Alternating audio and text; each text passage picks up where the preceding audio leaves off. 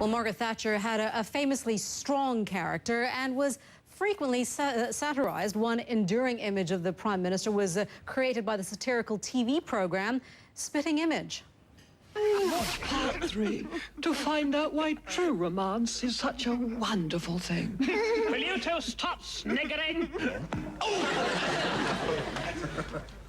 Margaret, don't. Well, her puppet was voiced by Steve Nallon, who often played her in stand-up. Take a look. Good evening, ladies and gentlemen.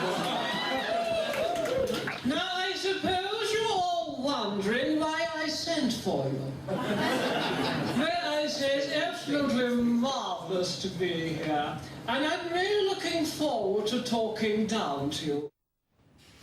Well, and the man behind that voice, Steve Nallon, joins us now live from our London studio. Steve, thank you very much for being with us. You played, well, you should say you imitated the former Prime Minister's voice very, very well in Spitting Image, and as we just saw there, what was it about her, her personality that you were, I guess, attracted to? Well, you know, with most politicians, they try to hide what they're really thinking. You know, that they've got an agenda where they try to hide it. But with Mrs Thatcher, she never needed to do that, you know. Of course, people have been talking about Mrs Thatcher being divisive, but one thing you cannot ever say about the lady was that you didn't know what was going on in the voice and what she was thinking.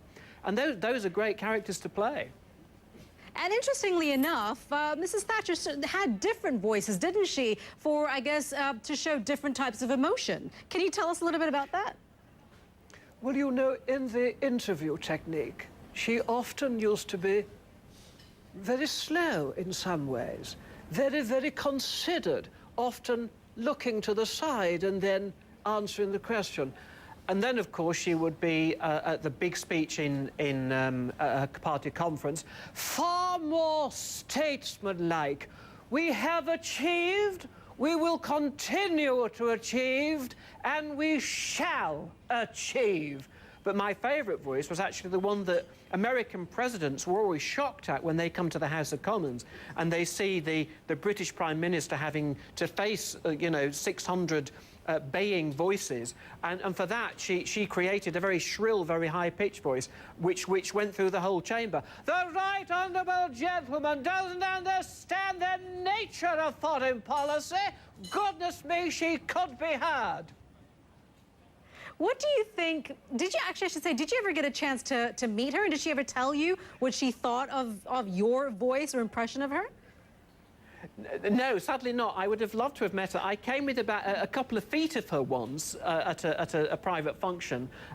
She had an electricity about her. You know, she was quite a small lady. You see her on television, you sort of, television often cheats the image. She was actually more petite than you'd imagine her to be. But even the brief 30, 40 seconds where I was near her, you had a real sense of the electricity that was in there and the power vessel that she was. Was it interesting? I mean, did I hear that she had taken elocution lessons as well? Because she was born in Grantham, in a small town in England, but she sounded very posh. She taught herself more than elocution. Where the elocution came in was because on television she had a very high voice.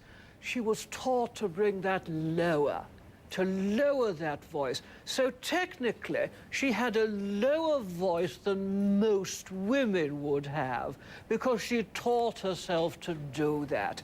And of course, on television, it simply sounds better. Having a high voice doesn't do very good.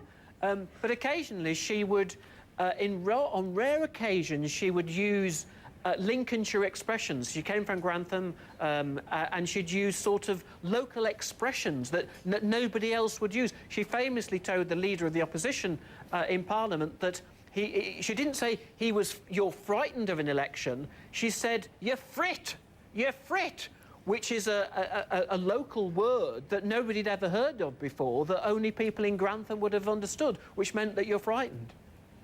Well, Mr. Nallon, you certainly imitated her very well. The voice you caught was Thank just... you. I remember growing up watching you, watching Spitting Image. So, indeed, you certainly left an impression on us as well.